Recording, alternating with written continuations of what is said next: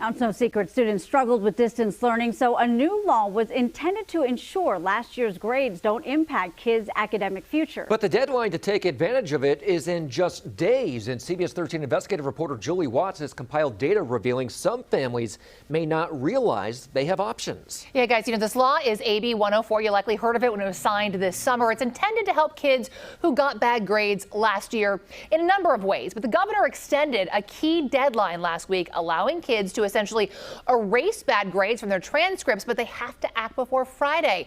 And we found big discrepancies when we asked schools how many kids are taking advantage of this.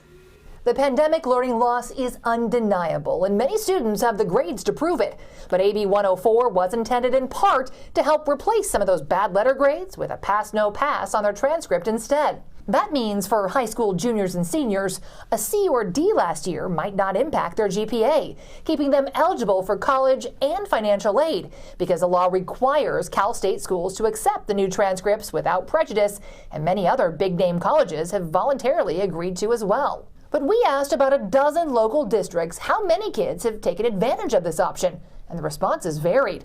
In Western Placer, for instance, where data indicated roughly a third of students there had at least one D or F last year, at least 118 high school students have had their grades changed to pass no pass.